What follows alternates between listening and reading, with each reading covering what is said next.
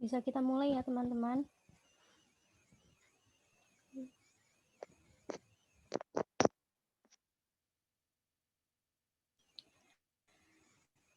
Baik, bisa kita mulai. Yang terhormat Mas Bayu Kurniawan sebagai pemateri acara malam hari ini dan para peserta yang saya banggakan. Assalamualaikum warahmatullahi wabarakatuh. Waalaikumsalam warahmatullahi wabarakatuh. Wanda, Bu Astina mana? Bagikan ke Bu Astina. Di grup Aplicom. Ya.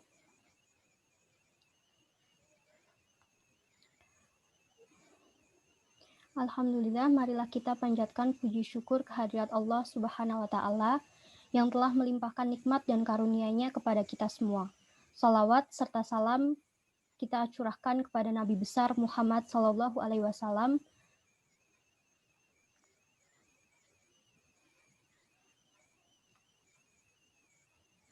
sehingga kita dapat berkumpul bersama-sama dalam acara tips dan trik menjadi mahasiswa berpenghasilan. Hadirin yang berbahagia, berikut susunan acara pada malam ini. Pertama, pembukaan. Kedua, sambutan. Ketiga, penyampaian materi. Keempat, sesi tanya-jawab. Dan yang kelima, penutupan.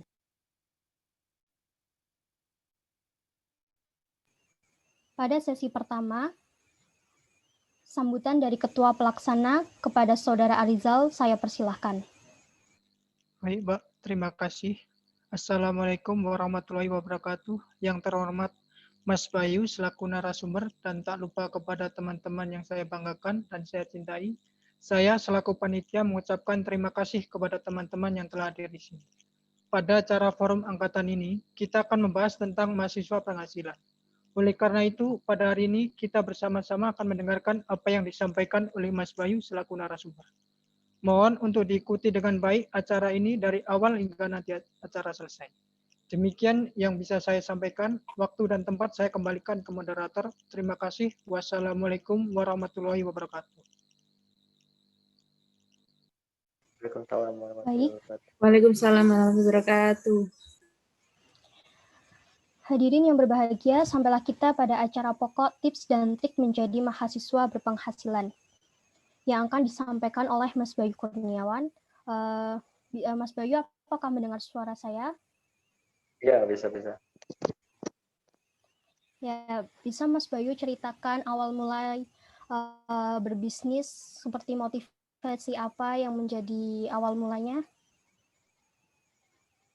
Untuk awal Baik, Mas mulanya Bayu, berbisnis, persilakan. ya.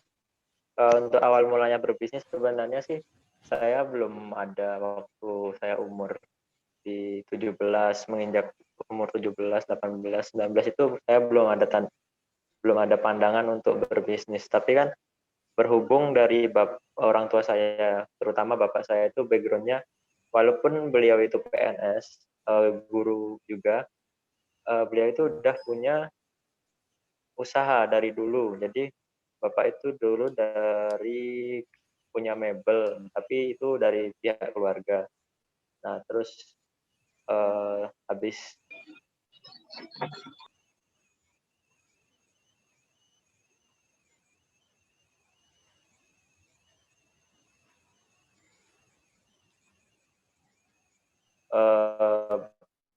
punya anak, terus pindah ke Kali, terus itu mulai merintis usaha kantin. Jadi kayak komplit orang bilang ya. Terus saya tuh mulai sadarnya tuh melek sama usaha itu tuh waktu saya kebenturnya dari pengalaman yang saya alami itu motor saya tuh hilang. Jadi saya mau nggak mau sambil kuliah, jadi saya harus kerja. Terus karena keadaannya seperti itu, saya harus ikut orang. Terus kayak waktu itu pernah jadi cuci piring di restoran, terus jadi kitchen, terus habis itu pindah ke waiters, habis waiters pindah ke restoran satu, restoran lain, terus habis itu jadi barista.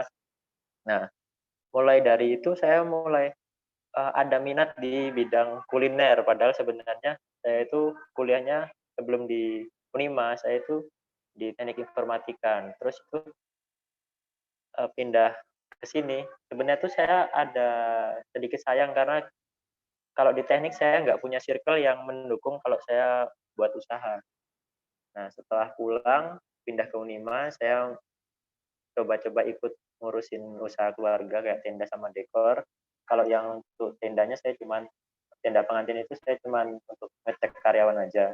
Tapi kalau yang dari dekorasinya itu saya sama bapak itu dipasrahin saya yang ngurusin dekor. Jadi adalah penghasilan dikit-dikit dari situ.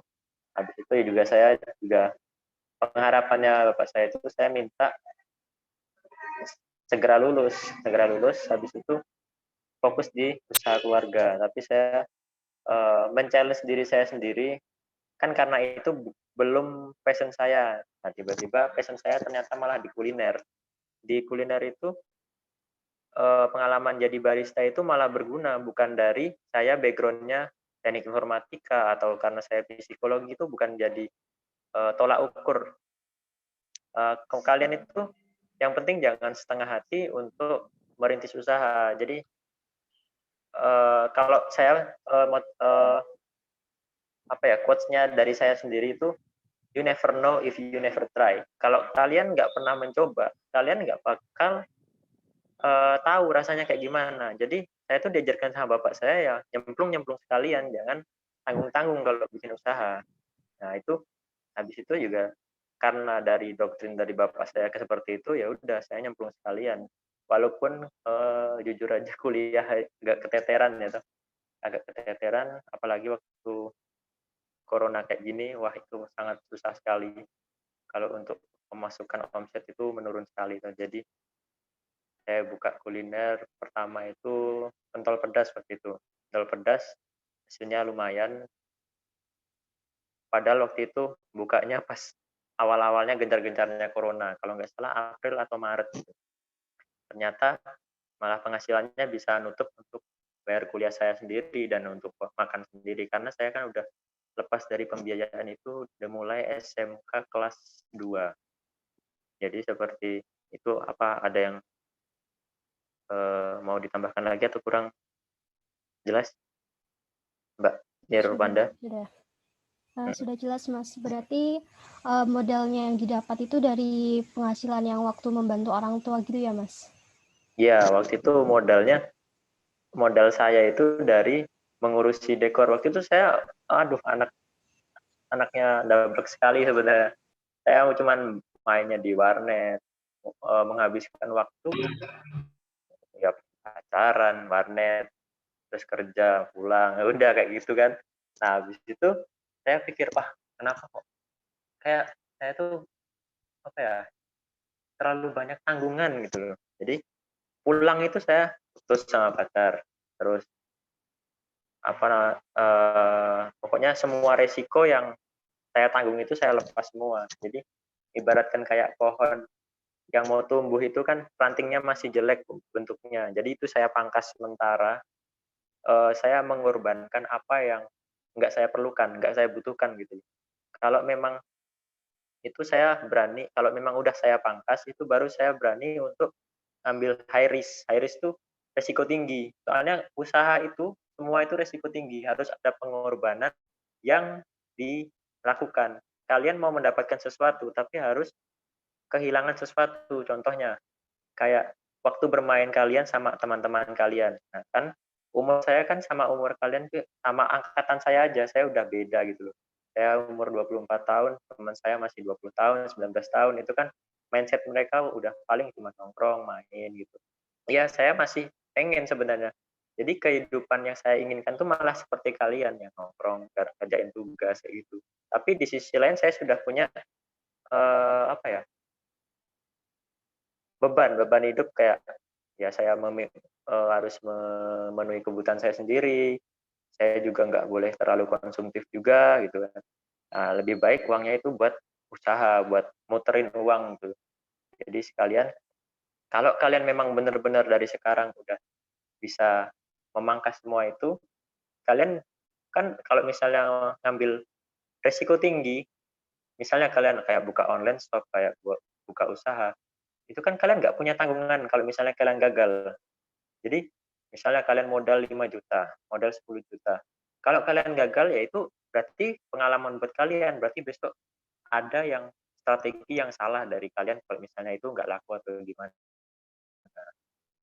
Itu. Ada lagi Mbak Nirwanda? Kalau semisalnya merasakan kegagalan kayak gitu, caranya untuk bangkit itu gimana, Mas? Kan kadang kita suka terpuruk lama kayak gitu kan. Nah itu, jadi contoh ya, saya kasih contoh pertama dulu tuh saya jualan jualan sepatu. Jadi yang sepatu kayak Vans, Converse waktu kuliah itu penghasilannya gede, cuman ya gede ya. Ya kalau di kelas kalian tuh ada Agnes itu dia juga jualan online kayak gitu kan sistem PO. Tapi kalau saya itu sistemnya kulak. Jadi harus lusinan kan.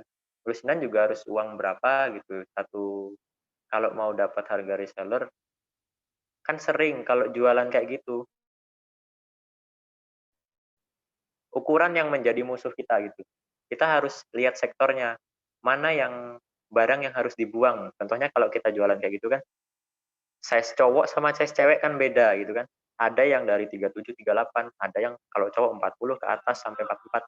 Nah itu satu model kan kita harus update terus. Jadi mau nggak mau ya waktu itu ya agak pusing juga buang ukuran. Jadi harus kalau misalnya lagi terpuruknya ya kita harus pinter-pinternya mensiasatinya. Kita harus melihat dulu mana nih yang kurang. Misalnya kayak kita lemahnya dalam marketing. Oh, kita publikasinya kurang. Terus kayak apa ya? Mungkin tempatnya kurang strategis. Itu juga faktor utama. Nah, itu kan nggak usah kelamaan galau-galauan lah, nggak kelamaan down. Jadi harus mikir celah lagi kita. Nggak harus kita stuck di situ aja di apa namanya? Di usaha salah satu. Kita juga harus nyoba usaha yang lain. Jadi kita tahu, oh sektor jualan online sepatu kayak gini. Oh kita kalau jualan di pinggir jalan kayak gini. Kita juga harus lihat pasar juga. Oh pasarnya ternyata mereka daya belinya itu, misalnya kalau minuman mentok daerah Borobudur itu 10 sampai 14 ribu udah mentok. Jadi kita lihat kompetitornya juga. Ya udah kita jualan yang lagi viral atau passionnya kita, tapi resikonya kita harus kayak babat alas lah intinya. Babat alas tuh kayak kita berani bakar uang pertamanya. Soalnya kan pengenalan produk di masyarakat itu nggak gampang. Kecuali kita udah punya circle yang memang di situ kayak teman-temannya banyak yang konsumtif, nah itu juga bisa. Jadi nggak usah banyak-banyak mengeluh lah intinya. Jadi kita telaten aja. Kita harus ulet. Kalau kita udah gerintis ini ya udah sekalian gerintis terus aja. Jangan kalau jualan pertamanya ini nggak berhasil ganti, ini nggak berhasil ganti. Kita cari dulu celahnya, maksudnya mentoknya itu kalau sektor makanan tuh di sini. Jadi musimnya lagi ini, oh berarti kalau emang udah nggak musim, ya udah baru di stop. Jangan nggak laku 1 hari, 2 hari, 3 hari, di stop ganti lagi. Jadi harus matang perencanaannya. Soalnya kan resikonya juga lumayan kalau kita bakar uang juga tuh. Jadi harus bangkit lagi. Mungkin di rebrand atau di kayak gimana lah, promonya mungkin dikencengin gitu. Kalau di bisnis yang minuman ini,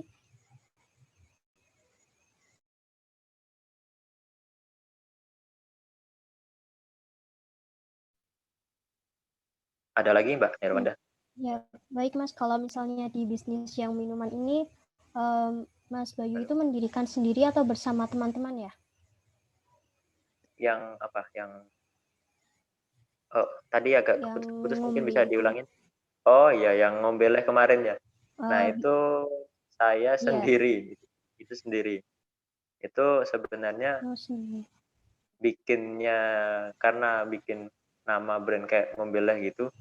Itu sebenarnya agak apa ya?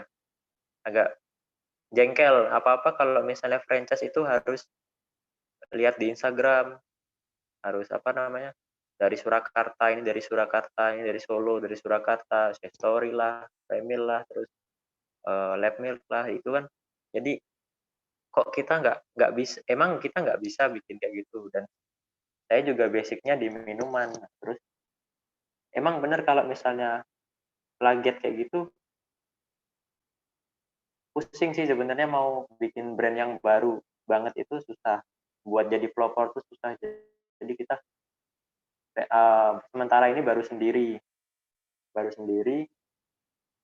Nah, di sektor lemahnya saya itu di marketing sebenarnya aja. Nah, itu karena kesalahannya saya dulu ya kayak anak yang di warnet, terus cuman nggak pulang, jarang pulang, mandi di warnet, tidur di warnet, nggak ada circle di luar, terus nggak ada kenalan di luar. Makanya itu saya pindah ke UMM ini, nyari relasi, nyari teman yang bisa bantu saya buat uh, share lah, terus ngelarisi atau coba bantu nyebarkan brandnya gitu. Syukur-syukur nanti ada yang bantu desain atau apa, itu kan lebih mudah lah bikin. Soalnya rencana kemarin itu kan kalau kalian lihat menu saya itu kan banyak, minumannya kan banyak banget itu daripada brand lain kan itu paling banyak itu.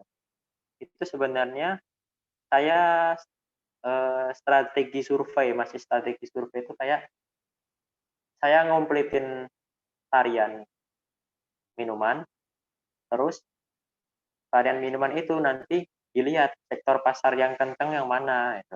Contohnya kayak green tea, red velvet, terus taro, kayak gitu kan, yang best seller lah. Nah itu nanti dikemas lagi. Nah rencana besok mau dikemas lagi, mau foto produk lagi. Kemarin juga ada food blogger yang mampir, alhamdulillah, dan memang dia bilang enak. Terus dia minta kalau besok buka di Jogja, saya orang pertama, jangan dijual dulu sama orang lain gitu. Ya udah, nggak apa-apa kak, saya simpen satu slot gitu yang pertama. Terus besok juga rencana ada yang pesan lagi. Kebetulan teman saya juga itu mau buka di Gresik sama Kendal. Rencananya itu karena sektornya di sana masih belum ada minuman kayak gitu. Kalau di Kendalnya sektor pasarnya bagus kan, daerah Semarang Kendal itu kan tempatnya es karena tempatnya mau hujan mau apa, tetap di sana kan daerahnya panas, jadi tetap es itu kencang di sana. Jadi ya doakan aja kalau besok bisa gede lah. Sementara masih sendiri. Ya, kalau manfaat yang dirasakan itu apa Mas dari berbisnis ini? Dari berbisnis ya, senangnya itu kita banyak kenalan, kita banyak relasi gitu. Contohnya kan saya masih di lapangan ini, saya ngelayanin customer secara langsung, masih owner ke customer. Jadi saya tuh merasakan tuh dengerin orang, pendapat orang tuh tentang minuman kita itu. Misalnya kan saya di minuman, dia suka dengan rasanya yang kita racik, sama mereka tuh pasti membandingkan kan. Kalau customer itu pasti membandingkan dan omongannya itu sebenarnya pedes gitu. Dia tumban cucuan. Jadi kayak misalnya habis beli di sini terus beli di tempatku, pasti mereka cerita balik lagi, Mas kalau di tempatnya Mas nggak enak, yang sana enak gitu kan. Itu kan memang kalau kalau saya nganggepinnya ngambil aman. Soalnya takutnya brand lain dengar kayak gitu kan sakit hati. Jadi saya lebih main aman. Oh, kalau kita pakai di sini takranya segini segini segini. Jadi nggak nyari nggak enaknya gitu. Mungkin kayak diplesetkan lah. Takutnya ganggu rezeki orang gitu loh. Ya apa namanya, lebih hati-hati soalnya. Soalnya kayak customer itu sekali dia ngomong nggak enak, apa namanya itu, sekali dia nggak ngomong nggak enak, nggak puas, itu nyebar di daerahnya yang kita jualan, itu sangat bahaya. Jadi riskan lah kayak gitu. Jadi senangnya kalau ada yang orang bilang wah enak, terus besok dia balik lagi beli varian yang lain, dia bilang enak lagi, itu sebenarnya udah lebih dari cukup buat apa ya, nyairin hatinya saya ya waktu kalau jualan, udah pusing-pusing ngeracik ini enak enggak apa, ini takutnya kan nggak enak atau nggak cocok, itu lebih lega lah daripada uangnya, maksudnya uang untungnya. Sebenarnya itu lebih yang saya suka karena langganan itu harus dijaga tuh. Jadi senangnya di situ. Sama teman-temannya banyak, terus kenalan baru juga, tahu daerah-daerah yang mereka sampai dibela-belain waktu itu dari Sleman sama Magelang itu datang ke tempatku ya, bilangnya alhamdulillah enak gitu. Itu senangnya di situ sih. Jadi punya kenalan itu nggak cuman di area situ aja, jadi bisa sektornya bisa luas gitu. Ada lagi Mbak Nirwanda? Ya, baik Mas. Pertanyaan yang terakhir mungkin bisa memberikan kayak tips-tips bagi kita yang pengen memulai bisnis seperti itu. Oh ya, kalau memulai bisnis ya, berhubung saya di bidang minuman mungkin kayak franchise ya, franchise aja ya. Kan kebanyakan sekarang kekiniannya franchise gitu. Kalian itu harus lihat pasarnya. Kayak gini, jadi pasar di daerah kalian. Contohnya kalau misalnya punya saya itu kan yang kayak saya bilang tadi, Borobudur itu orangnya enggak terlalu konsumtif. Jadi orang lokalnya di situ tuh jarang jajan, malah yang pendatang yang jajan di tempatku. Jadi kalian harus lihat nembak pasar terbawahnya. Pasar terbawahnya contohnya pasar lokal itu mereka daya belinya berapa. Jadi kayak contoh Thai tea, kan banyak yang jualan Thai tea. Nah, kita eh, membedakannya, ciri khas kita Thai tea-nya emang sama, cuman bedanya tuh di mana? Apakah kita punya ciri khas kayak lebih manis sampai esnya habis, terus itu lebih murah, kan juga keunggulan kita. Jadi itu harus dipertahankan. Terus lihat pasarnya, mereka daya belinya itu antara rank di harga berapa, 10.000 kah, 14.000 maksimal kah, 15.000 maksimal.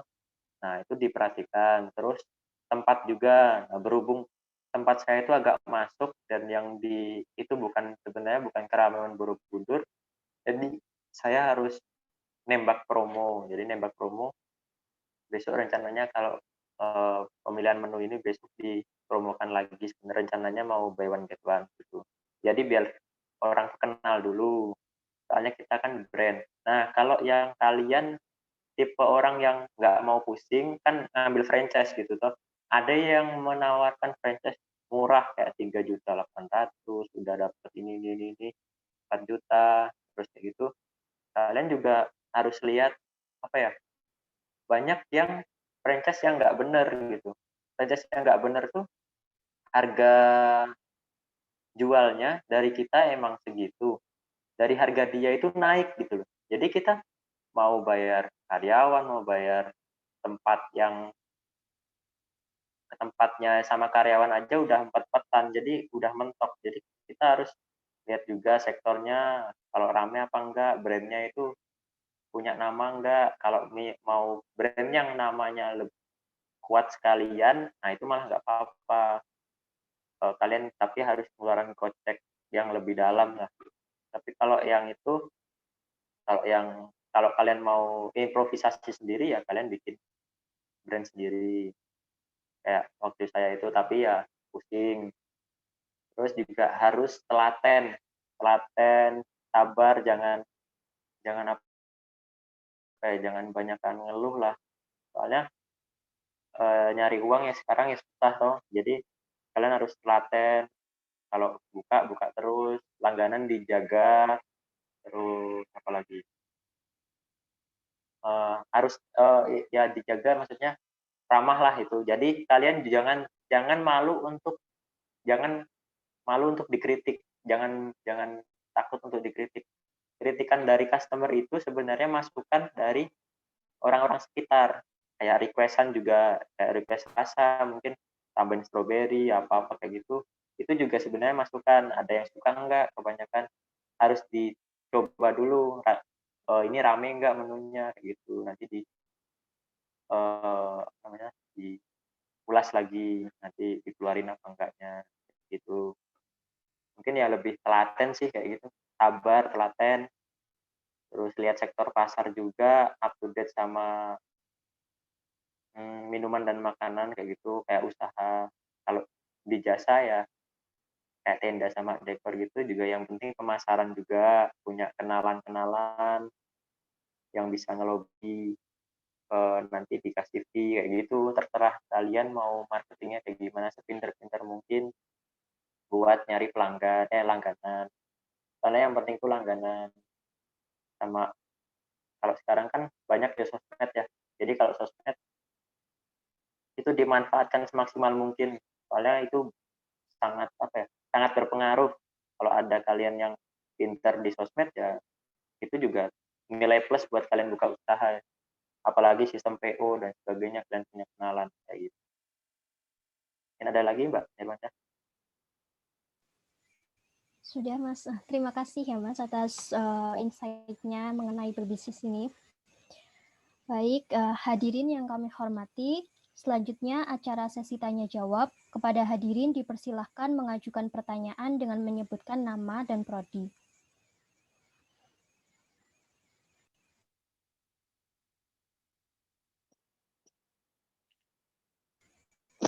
Baik, jika ingin ada yang ditanyakan.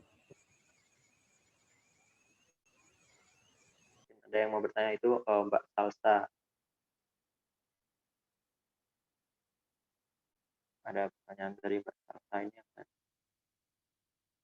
Adakah yang ingin bertanya lagi?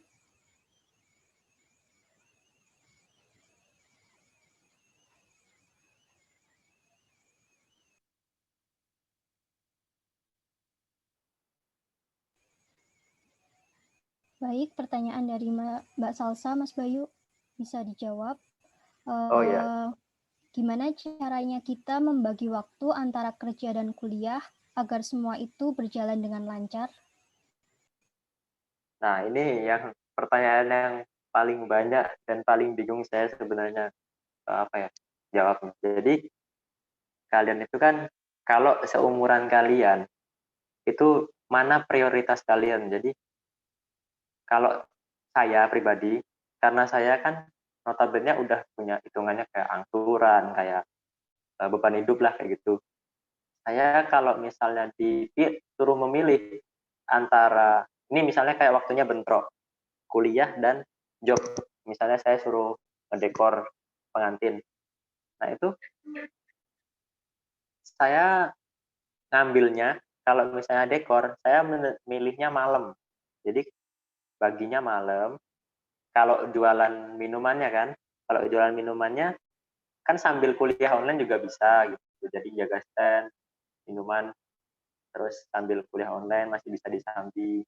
Kalau misalnya kayak dekor lebih ke malam biar lebih santai juga. Kalau yang seumuran kalian itu setidaknya karena kalian masih ya hitungannya masih muda lah ya, masih remaja, yang masih aktif kan, kalian tuh setidaknya lebih profesional, ojo nanti sambat gitu. Karena orang tua kalian tuh sebenarnya lebih sambat dalam hati daripada kalian hanya kuliah sambil kerja. Mereka udah intinya kayak mikirin orang tua juga. Kalau ada yang kalian masih dibiayain juga, harus itu konsisten. Prioritasnya kalian mana? Kalau kalian berarti prioritasnya kuliah. Kalau kuliah, ya udah fokus kuliah dulu. Misalnya kalian jualan online, kalau sama kerja itu kan lebih berat yang kalian nyambi kerja di kafe. Itu pasti ada nanti salah satu hari atau 2 hari itu kalian tabrakan jadwalnya, kalian harus mengorbankan kuliah kalian. Jadi setidaknya konfirmasi dulu ke dosennya, kalau saya lagi kerja gini. Kalau ada konfirmasi, dosen itu pasti mau mengerti. Mungkin kayak memberikan tugas susulan, kayak kuis, misalnya ada kuis susulan, gitu kan. Kalian setidaknya ada nilai tetap masuk gitu. Kalau misalnya dari saya biasanya kayak gitu, minta ini yang penting konfirmasi, jaga waktunya tidur ya tidur, kalau emang nggak ada tugas atau gimana ya tidur.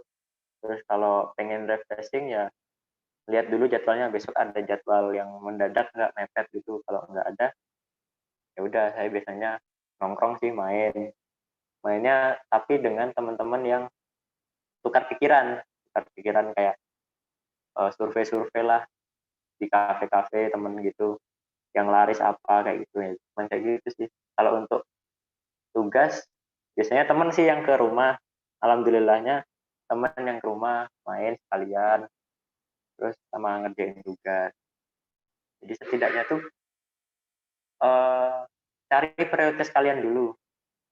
Kalau prioritas kalian sekarang kuliah, ya kuliah dulu. Mungkin kerja, cari yang part time aja. Soalnya itu sangat apa ya, waktunya bentrok sekali. Mungkin tipsnya ya cuman lebih ke profesional di kuliah dulu. Kalau misalnya saya ada yang harus salah satu saya korbankan biasanya, yaitu kena kuliah. Tapi karena dikorbankan, jadi kalian harus uh, konfirmasi ke dosennya. Jadi biar dosen itu maklum. Mungkin ada lagi pertanyaan yang lain atau yang mungkin belum terjawab, Mbak Salsa?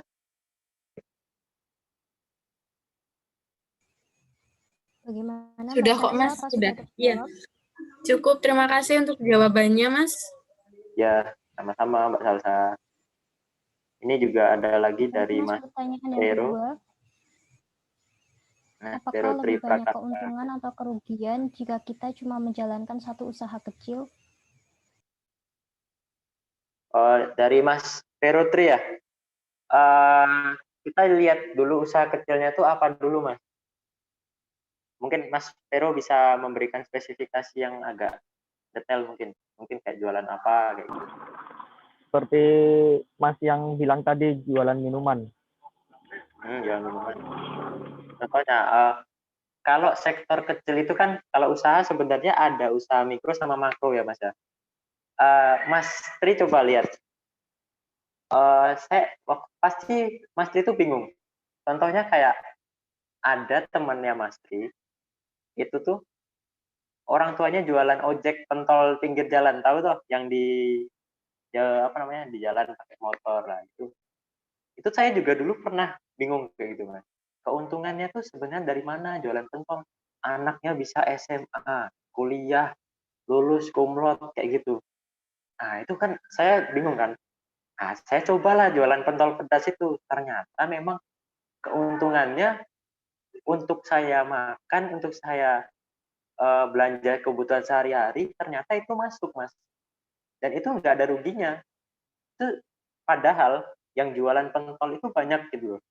Tapi kan rezeki orang kan pasti ada takarannya sendiri-sendiri. Itu ada, nggak, saya juga bingung, ada-ada aja kayak gitu loh. Saya juga kalau dibilang keuntungannya ada nggak, pasti tetap ada untungnya, Mas. Itu juga nanti dari usaha yang besar itu sebenarnya kan dari usaha kecil, Mas.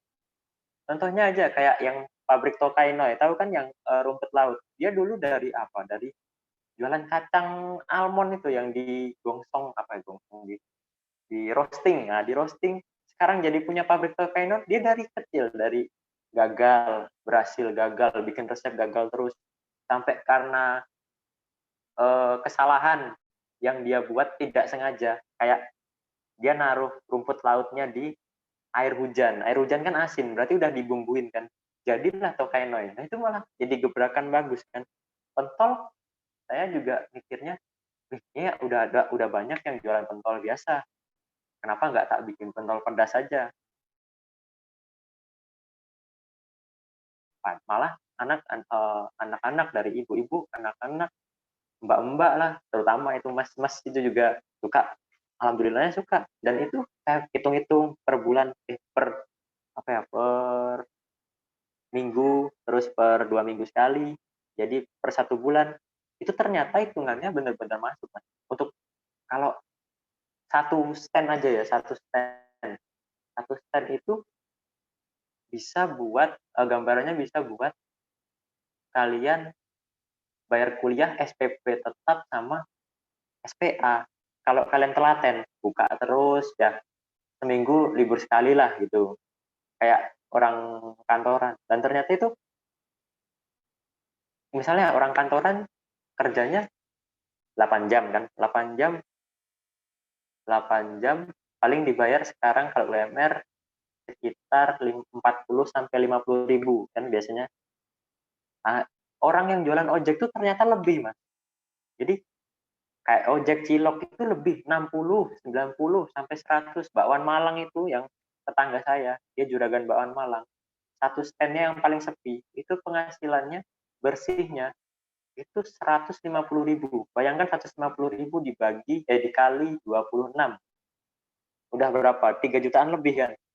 Itu 1 bulan. Kalau masnya dikasih waktu bayar SPP, SPA 3 bulan 2 kali kan? 3 bulan 3 bulan. Bayar SPP tetap 1 juta, bayar ini. Nah, itu kan buat kebutuhan masnya aja udah sisa gitu loh.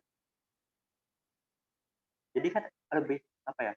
Dari usaha kecil itu ternyata ini memang menguntungkan gitu. Siapa tahu udah bisa buka gerobak 1, gerobak 2, gerobak 3, cari orang. Sistemnya kebanyakan kan kayak gitu, sistem kulak, Mas. Jadi lebih nyantai, habis tinggal produksi aja. Udah seperti itu. Ternyata emang untung. Ya sudah, Mas. Makasih, Mas, informasinya. Baik, apakah ada pertanyaan lagi? Bisa dituliskan saja di kolom chatnya. Ya, ada lagi pertanyaan. Mungkin malah saya menjelaskannya terlalu panjang. Tidak, Mas, bagus tapi. Bagaimana, apakah ada pertanyaan lagi?